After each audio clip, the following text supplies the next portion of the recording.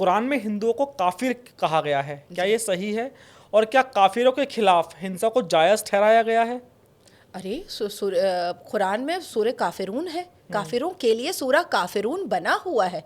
खुलिया अय्युहल काफिरून ला अबुदो मा तबुदून वला अंतुम आबिदूना मा अबूद लकुम दीनकुम वलिय दीन। ए इस्लाम के मानने वालों, कह दो काफिरों से कि तुम जिसको पूजते हो मैं उसकी इबादत नहीं कर सकता, और मैं जिसकी इबादत करता हूँ तुम उसकी इबादत नहीं करना चाहते हो। गोया तुम अपने धर्म को मानो और मुझे मेरे इस्लाम को मानने दो। सूरह अल काफिरून है आपके लिए। और ये कुरान इस बात की वाज़ाह करता है कि आप किसी काफिर से मिलें तो उसको समझाएं बुझाएं, और अगर वो ना समझे तो गला काट दे।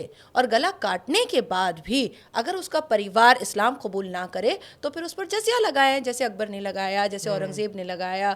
तो वैसा करना है आपको कि आप मंदिर की घंटियाँ बजाओगे, इतने पैसे मुझे देने पड़ेंगे।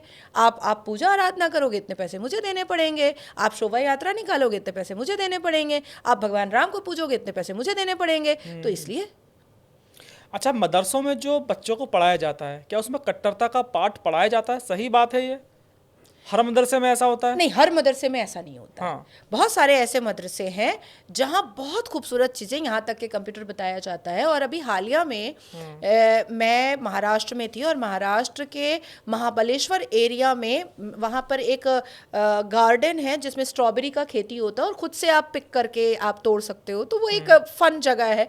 तो वहाँ पर मुझे 2-4 मदरसे के बच्चे मिले थे, और वो मुझे इंग्लिश में रिप्लाई कर रहे थे। उनको इंग्लिश बोलना आता था।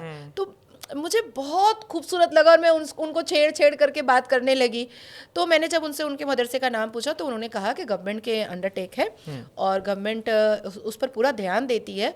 और आंटी, हम लोग कंप्यूटर भी जानते हैं, हम लोगों को टेक्निकल चीज़ें भी बताई जाती हैं, हम लोगों को इतिहास भी, हिस्ट्री भी पढ़ाई जाती है, और हमें कुरान भी पढ़ाया जाता है। तो काफ़ी आयतों वगैरह के बारे में मैंने उससे पूछा, तो वो भी उसने बताया। सारे मदरसे ख़राब नहीं हैं, लेकिन हाँ, बेशतर मदरसे ऐसे हैं जहाँ कट्टरता, हिंदुओं से नफ़रत, और भारत की प्रथाओं, भारत की सिविलाइजेशन, भारत की संस्कृति, भारत की सभ्यता, परितमा की जो आप लोग पूजा करते हैं, उसके बाद प्रतिमा की, और आप लोग जिस हिसाब से अपनी शोभा यात्राएं निकालते हैं, गंगा जल के खिलाफ घिन्ना पैदा करवाना, तो ये सारी चीज़ें मदरसों में होती हैं। अच्छा, कुरान के अंदर क्या 4 शादियों की इजाज़त दी गई है, या 4 शादियों का जिक्र ही कुरान में नहीं है? नहीं नहीं नहीं, अल कुरान इस बात की वजाहत करता है कि 11 शादियां आप कर सकते हैं। अच्छा, 4 की जगह 11 कर सकते क्योंकि हैं? हमारे प्रॉफिट मोहम्मद सल्लल्लाहु अलैहि वसल्लम ने 11 शादी की थी, तो 11 कर सकते हैं।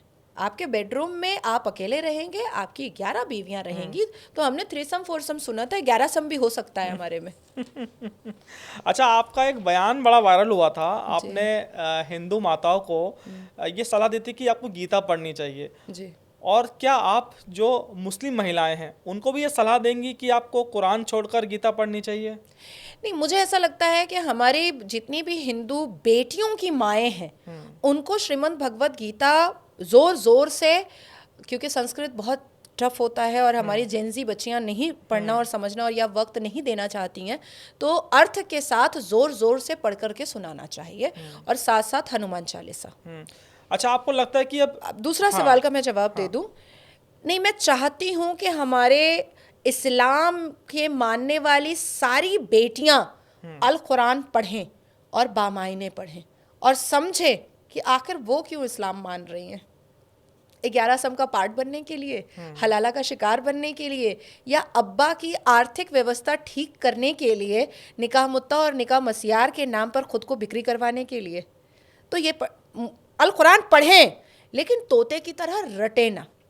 अगर आपको लगता है कि अगर मुस्लिम महिलाएं और ख़ासतौर पर जो जेंजीज हैं मुस्लिम्स में, वो अल कुरान पढ़ेंगी तो वो नाजिया बन जाएंगी? नाजिया बनने की ज़रूरत ही नहीं है। हाँ। आप मुकम्मल इंसान बन जाओ, हाँ। और इंसानियत को सर्वोप्रिय और सर्वप्रथम रख दो, बस नाजिया मत बनो। हाँ।